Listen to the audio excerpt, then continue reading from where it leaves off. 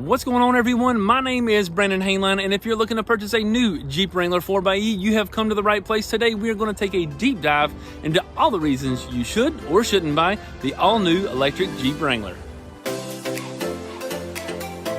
The $58,000. Now here we have a level 2 charger. We're going to find out right here. Let's take a test drive. I've got 1,031 miles on electric only. That's got some get up right there now.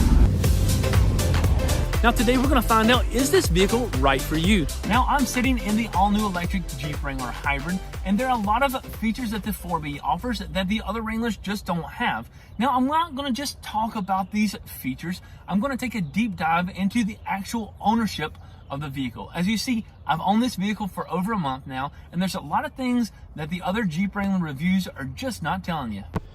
Now, we'll have to say that this video is a little longer than normal for me, but if you're looking to purchase a new Jeep Wrangler 4xe, you must watch till the end. There's so much great information here that will help you decide if you want to purchase this or not. You guys, we're going to be talking about some of the basic stuff here, the badging. We're going to go over engine specifications, some of the hybrid pages and pricing of the vehicle. But really where I want to get into is taking a deep dive into the warranty. You know, has anybody been talking about how many miles do you get on a full tank of charge? How to disconnect the battery when you go and put accessories on, okay? What about the new noises that the Wrangler makes? Maintenance? Anybody talking about the $7,500 tax credit? Level 1 and 2 charge. We're gonna go over the safety features and a lot more. Now we got that out of the way, let's get started. Now let's go ahead and talk about the badging. This is a Sahara sitting in front of you. Now, if you take a look at the Rubicon is the only one that has the hood decal with the electric blue outline. Now, it also has the Rubicon here on the hood, which is outlined in that electric blue. Now, if you look at the Sahara here, it's a little bit different. The Sahara does not have the painted tow hooks on the front or the rear, but both the Rubicon and the High Altitude do have the painted tow hooks. Now, all of the 4xes do have the electric blue Wrangler Unlimited along with the Jeep outline. It's kind of hard to see it on this Hydro Blue, but as you can see here, there's a blue outline on this Jeep right here. Now, having that said, the badging also is in the back here. It says 4xe. Now guys, this is basic stuff. We're not going to talk about this too much. Now, this is a 2021 Jeep Wrangler Unlimited Sahara 4xe. It does start at the $47,995 price range. Now, keep in mind, all these options here are standard. These are your standard options, along with this right here is your standard options. And these right here are the optional equipment. Now, if you would like to pause and take a look at these standard features, feel free to do that. Now, with this optional equipment, that brings the total price up to $58,220. Let's take a look at the warranty here. Now, it does come with your basic 5-year, 60,000-mile powertrain warranty. That covers the engine, transmission, and driveline. It does have a 10-year, 100,000-mile hybrid system warranty. Okay, the hybrid system is the things that control the hybrid battery. Now, the battery itself also has a 10-year 100,000-mile warranty. Now, you do have the 3-year 36,000-mile warranty on the basic warranty on the vehicle, just like all the other Jeep Wranglers have. Now, if you take a look up here in the fuel economy range, this says 49 mpge. All this stuff really doesn't matter. We're going to take a look at that here in a little bit. This is what matters.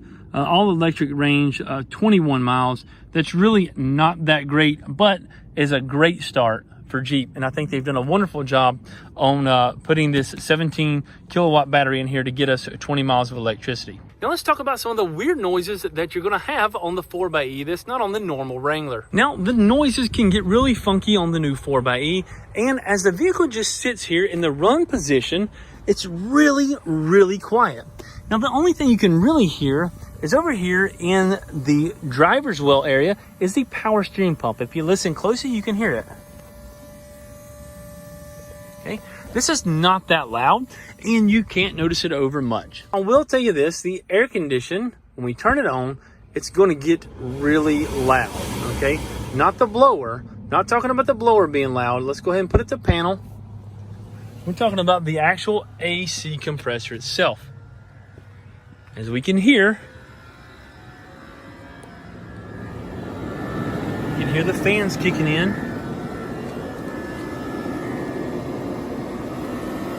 But you can also hear that AC compressor is kind of loud. Now this AC compressor can get extremely loud, a lot louder than it currently is in hotter conditions when the AC compressor has to run more.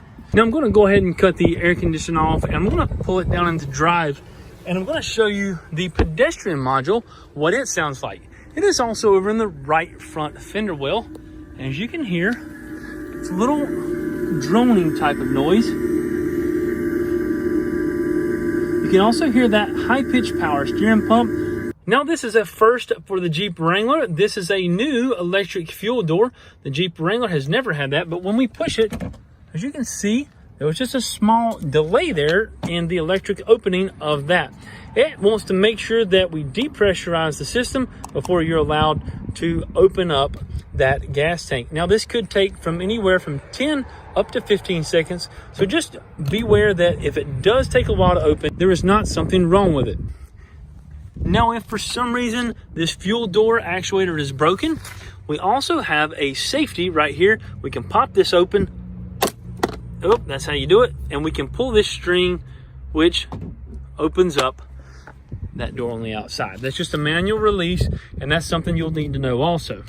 Now let's go ahead and talk about the changes underneath the hood. The 2-liter is the standard 2-liter that we're already using in the JL and the JT Gladiator. Now the motor generator unit, which is right down in this area, as you can see, there are some orange wires, some heavy orange wires over there. That is the high voltage system. This is the actual starter that uses to start the engine. Okay, this can actually help propel the vehicle a little bit. Over here on the driver's side, you will see this thing here. This is the AC compressor. Now, we'll be talking a little bit more about this later on, but this is driven by also the high voltage system. This is a 300 volt DC AC compressor. Now, the AC compressor can work while the engine is not running, so that's a really cool feature. We also have this orange wire here that you notice. That's the biggest notice here. That is for our charging door on the outside here. We'll get to that later also. Now, as you can see, we have a new coolant reservoir here, and there is a special little tab right here that you have to, this is a safety tab. This little piece right here, you have to line that piece up, okay, with the hole right there. Put a little screwdriver in that, and then you're able to turn this off. This is for your battery cooling system. This is for the motor generator unit and a few other things. And this is for the engine cooling system. Now, keep in mind, guys, when you are adding accessories and you need to disconnect this negative battery cable, there is a special procedure that you need to follow that is in your owner's manual. We have to disable the other module that actually charges this battery, or we could cause some fuses to blow. Now, we'll leave a link up in the top corner up here of the video that I did previously that'll show you how to do that the right way. Now, there are a few changes to the climate control itself. The air condition is now fully electric. This can run with the engine off. Remember me telling you it's a 300 volt DC compressor. So this AC can run. You can have cold air, okay, when the engine is not running. This is a great feature for the summertime. Now, just the opposite of air conditioning, we do have the heat. There is a cabin control module that actually keeps the cabin warm. If it's below a certain temperature, it'll actually provide instant heat on a remote start session. Now, some of you may wonder, where do they keep the electric high voltage battery? And that is underneath the passenger rear seats. Now, as you can see here, there's a lot of warning labels. Do not stand, don't open up, a lot of different things. This is your high voltage access. There's no need to get in here. And as you can see right here, I'm gonna take a little quick peek, max voltage, 408 volts. Guys, now that is not AC voltage, that is DC voltage, which can be very dangerous if you try to mess with this. And also, as you can see there, 17 and a half actually, kilowatt battery. It does actually raise the rear seat up just a few inches, so you don't have quite as much headroom as you normally would. But as you can see here, I'm 6'2" tall, and I still have plenty of room for headroom. So I don't really know if that really affects anything, but FYI, it is a little bit higher. Now let's talk a little bit about charging. Here we go. Now, the Jeep Wrangler 4xe does come with a level 1 charger in this bag, but I'm really confused at why we don't have a 4xe emblem on here, a logo, instead of the E hybrid badge that was on the Pacificas, the e-hybrid Pacificas. Maybe they'll change that. Maybe these are leftovers. Not 100% sure. My Pacifica bag has this e-hybrid logo along with Chrysler underneath it. So they just took the Chrysler off. Nice leaf there. Let's take a look at this charger. This is a level 1 charger, and it does say Jeep. All right. This is our J1772 level 1 charger plug. This is a 110 outlet, and I'll show you what happens when we plug this in and get things going. All right, we're going to plug this into a standard outlet here. Now we're going to take the charger plug that they gave us here, and we're going to open up the charging door. Now this charging door is push button, opens up. This is a nice metal door here. It feels real good, and it has this plug here that a lot of other EVs do not have. Now let's go ahead and plug this in and see what we got. As you can see here, right here is an indicator light here. All right, and it is flashing red for some reason. Okay, that's a problem. All right, so here we go, guys. This is what you need to know. This is flashing red. That means there's an error. There's an error. So these two lights on the end, if you see those, we're going to call those goalposts. If you see the two lights blinking on the end, that means that there is an error. Now, is there something wrong with this charger? I'm not 100% sure, but I have had this happen to me on my Pacifica hybrid. So I think it could be the actual outlet that's not grounded. Let's try a different outlet. All right, let's try this one. So now that I've got that plugged in, I'm going to try this again, see what we get. And all right, we don't have the goalpost. All right, so now this is blinking green. That means this is charging. And you can see up here in the top, we have one light that is blinking. And there are actually 5 LEDs in there. And those 5 LEDs each represent 20% charge. Now, if you take a look at here, you can see this is blinking green. What this means is that it is actually charging. Okay, if it was solid green, it would be fully charged. Blinking red, like we just had, means there's an error. And the blinking blue means that it is on a timer. We'll talk about this more when we get to the hybrid pages. Now the big question is, how long does it actually take to charge up with a level 1 charger? We're gonna find out right here. Check this out. But we have 14 hours and 48 minutes before this is completely charged. Good grief. This is a really long time, and this is not very convenient. I'm gonna be honest with you. It's just 14 hours to go 21 miles. That's not convenient. Now, let me tell you what is convenient. Now, here we have a level 2 charger that is mounted on the wall. I did get this from Amazon, and it was installed by a licensed electrician. Going to be somewhere in the $1,000 range. This is going to get us a lot quicker charge. Now, if you take a look at the difference between level 1 and level 2 chargers, you can see the wire on that level 2 charger is about twice as thick as that level 1. So let's plug this level 2 in and see what kind of juice we got. All right. The same thing goes here, the blinking lights. We have a green blinking light, which means we are charging. We have the one blinking light. Now let's see how long it's going to take to charge it with a level 2. All right, now that's a lot better, 2 hours and 23 minutes. Now that is definitely convenient. When we go to the store or anything, we come back, we can plug in and get charged up before we're off to the next adventure. Now, Jeep has come up with a great safety feature on this charging dock here. If you do forget to disconnect the charger, the vehicle will not come out of park. So if you find yourself not being able to put the vehicle in driver reverse, just remember to disconnect your charger.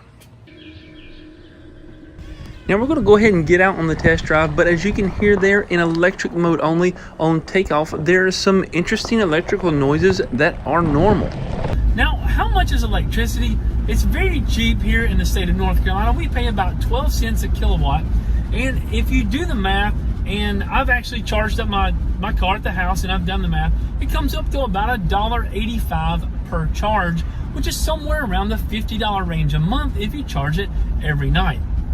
Now let's talk a little bit about the $7,500 tax credit that you could be eligible for on the Jeep Wrangler 4xe. Now, not all states have the tax credit, but I do know here in North Carolina, we do have that $7,500 tax credit, and I was actually able to use it on my lease. I know that sounds kind of weird, but they were able to work the deal where they used the $7,500 as my down payment for the lease.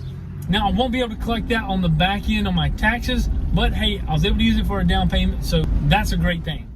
Now here in a minute, we're gonna head up to one of the charging stations and see how easy this is to get charged up. Now let's take a quick look here at CarPlay, and that gives us a new feature here. If you swipe over, if you have the ChargePoint or PlugShare app, you can find out where the nearest charging station is at. Now if we hit the little navigation button here, it's going to pop up and show us that we don't have any stations, which is, I don't think that's right. Okay, so here we go.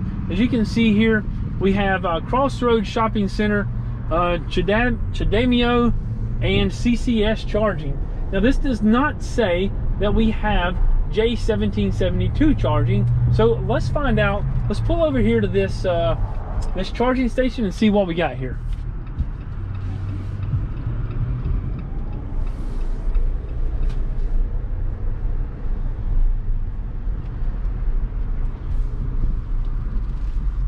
Alright, as I'm pulling into this charging station, I can see a couple of vehicles are charging, or maybe they're not actually. Nope, we just got a bunch of people just sitting here. Wow. Oh no, he is charged in the front. We're going to take a look at that. Alright, so I want to find out if we can charge here at this station. We're going to pull over here into this. No parking except while charging. Alright. Now, as you can see, the Jeep Wrangler here takes the J1772 charger, but this charging station only has the CCS combo. This charger will not fit the Jeep Wrangler hybrid. As you can see, this vehicle here is plugged into the front. Yeah, man, I'm just doing a video for everybody. A lot of people do need information. What kind of, I didn't know they made no license for it. Yeah, Jeep Wrangler hybrid, plug-in hybrid. It's only got a 17 kilowatt battery, but it gives me about 25 miles out from here. Now that guy there was pretty cool. He has a Bolt EV. He takes the CCS charger, and he gets around 220 miles on a full charge.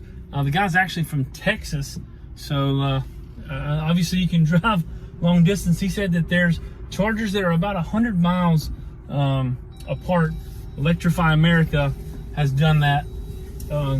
Good job for them. They've actually done a great job with that. Now if we come back here to the CarPlay and go to the PlugShare app, we can see here that we have that's where we just were, the Crossroads Shopping Center that has the Chademio, whatever how you say it, and the CCS charging. But right here is Inglesmart with a J1772. That's what we need right there, and it's going to show you exactly how to get there. We're going to go there and see how easy it is to charge up. I can already see it right up here. Now check that out. It is right there. There's a couple green posts. It gives us the sign that there is a charging station right here. And now when we come to the grocery store, we can charge up our Jeep Wrangler. Now here we are at a charging station that does have a J1772 charger. Now you can see here there is no credit card swipe or anything like that. So this one is actually free. And the PlugShare app or the ChargePoint app will actually tell you if you got to pay. So this is just your standard plug. And you're going to plug it in right here, and let's see if we get the green lights. All right. We're blinking green here. We're blinking up here. All right, so this one blinking light means that we have somewhere between 0 and 20%. Now let's talk about these three switches that are directly underneath the headlamp switch. These are new to the 4xE. Now let's first start off with the hybrid. We're going to press the hybrid button, and as you can see right here, it says hybrid mode automatically adapts to the most efficient driving. Now there's a couple ways to tell what mode you're in. As you can see down here in the corner, right there it says hybrid. Okay, now if I select electric, it's going to hit electric, and then also Esave, it's going to turn to Esave. Now in this, you just saw the engine just start up right there when I hit the Esave button. Now in the hybrid information, you can actually scroll over, and this here kind of tells you what mode you're in. Now we're in Esave mode right now, in eDrive mode. That's going to actually charge up the battery. We'll talk a little bit more about that in just a moment. But I want to talk about the hybrid mode. Hybrid mode is actually the default mode for the 4xe. Now we take the engine and the electric motors and we work together to get our best fuel economy. So the engine is not always running and the electric motors are not always running, but you will notice they will always flip-flop back and forth. Now when we select this electric mode right here, you'll see that it pops up right here and says saves fuel for later use. Now that pretty much does exactly what it says it does. Saves the fuel for later use. It uses as much electricity as possible and it tries not to use the engine. Now there are times when you have to use the engine if you really get into the throttle or it's too cold outside or there's a lot of different conditions that the engine may run in. And actually one that you don't know, if the engine hasn't run in a long time, it'll actually start the engine so that the fuel doesn't get stale. Interesting fact, but it is true. Now moving on to Esave, when we click that Esave button, you can see the engine just started up right there. Now, one thing we want to know here is we want to go to our hybrid pages. When we click our hybrid pages, we want to go to Esave right here. This Esave, we have two different options here. We can either save the battery, so it's going to keep the battery at its current level. Let's say we're currently now at 49%. It's going to keep it at 49%. It's not going to use the battery at all. It's just going to run the engine all the time. Now here, we can hit battery charge, and what this does is it uses the regeneration and it uses everything it can to actually increase the battery level. So you're driving down the road, the actual battery percentage is going to increase as you're driving. The engine is actually going to charge the battery. The max regeneration button. Now next we're going to talk about the max regeneration button, and first of all you need to know that this is a defaulted off, so you have to press this every time you start the vehicle and want to go. What the max regeneration does is, first of all when you turn it on, it says it right there in the instrument cluster, max regeneration on. It actually takes the weight of the vehicle and uses the electric motors to slow the vehicle down. So I'm going to show you here in the hybrid pages a little more of how this can benefit charging the battery. So right now I am in hybrid mode. I'm going to switch over to electric mode. All right, and we're going to start off here. The regen is not on. Max regen is not on. I'm going to get up to right around 30 miles an hour. We're going to hit 30 miles an hour, and we're going to let off the gas. I'm off the gas, as you can see here, -3 kilowatts. All right, this is with the max regen off. All right, so now we're going to do the same thing. We're going to turn max regen on, and watch this. Boom, already it's just starting to slow the vehicle down almost to a stop here. But once it gets to, I think it's 3 miles an hour, it stops doing that. All right, I want to get back up to that 30 miles an hour again. All right, 27, 28, all right, 30 again. Let's see how much this goes down now. Look here, -25 kilowatts.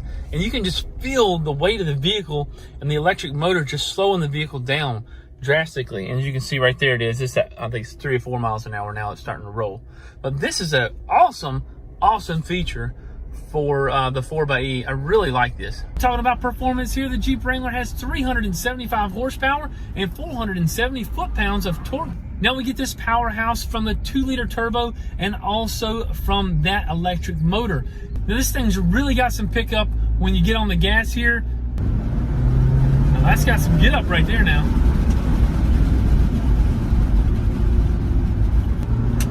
Now look at that, there we go. Now let's talk a little bit about maintenance. And no one's talking about maintenance on the 4xe. Now on the 4xe, what is different? There's really only two things that are different, which is the antifreeze and the oil changes. So the antifreeze, we've added a coolant reservoir that has to be changed out every 100,000 miles or 10 years. So let's keep that in mind. And then also on the oil changes, this is where it's very controversial, is do you change the oil at 5,000 miles on the vehicle or 5,000 miles on the engine? Now, what do you prefer? Make sure you comment down below. What do you think? Me personally, I want to do 5,000 miles on the actual engine itself, which is going to put me somewhere in the 7,500 to almost 10,000 miles on the actual car before we change the oil. Now, some people may say that's too long. Hey, maybe I might go 3, I don't know. Let me know what you think down in the comments below. Now we're going to take a look at the hybrid pages here. Now starting off, as you can see up here, it tells you what mode you're in, electric. I want to switch over to hybrid, okay? And then it shows you Esave there.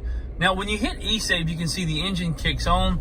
Now these little arrows right here, okay, tell you the flow of basically the transfer of energy. Which way is the energy flowing, okay?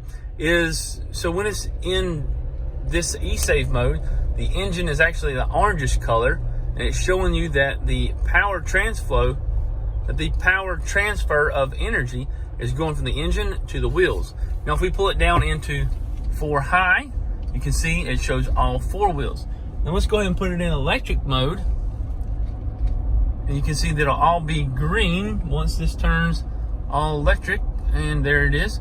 So that turns all green, which is pretty cool. You see all the little arrows.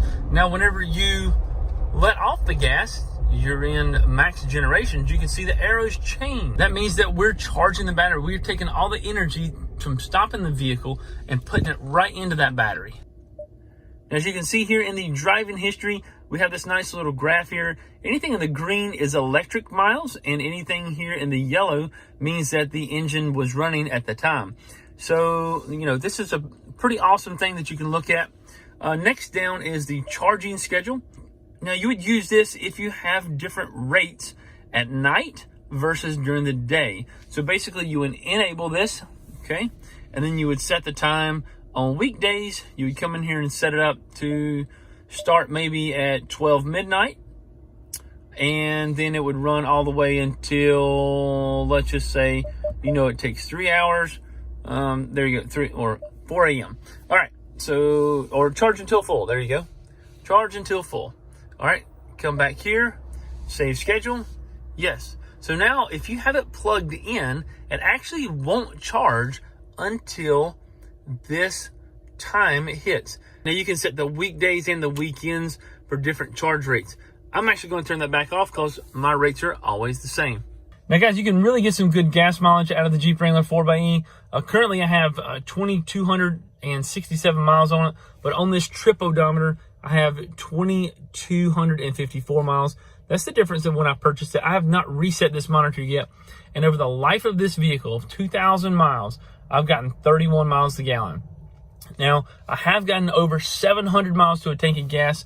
As you can see here for the entire vehicle, I've got 2,200 miles, but I've only got 1,000, almost 1,100 miles on the engine and 1,100 miles in electric only. So this engine only has 1,092 miles on it. Now guys, some of you actually wonder what happens if you actually run out of gas and you have electricity. Well, I did do that, and I'll leave that video up in the top right corner for you to check out. It's really awesome to find out what happens. It actually gives you some warning messages, some really weird warning messages. Guys, if you didn't know, there's a turtle that comes up about right in here, and this turtle is a warning message that it means it's actually going to reduce the power of the vehicle to get you out to a safe place. Now guys, what are my thoughts? Should you buy it? Should you not? My personal opinion is yes. Guys, this is an awesome vehicle. It's so versatile and it looks great, and you can get, you know, over 30 miles to the gallon. If you didn't hear back in one of my other videos, over 700 miles to the tank of gas. Because if you charge in the morning and you're able to charge at work or in the afternoon, wherever you're at, guys, you can go a long ways. There's some people that's getting over 80 miles to the gallon on the Jeep Wrangler 4xe. Guys, if you know anyone that is looking to purchase a Jeep 4xe, make sure that you send them this video and give it a huge thumbs up. Thanks, guys, and have a great day. And like I always said, I hope you're smarter now than you were when you started this video, guys. Have a great day.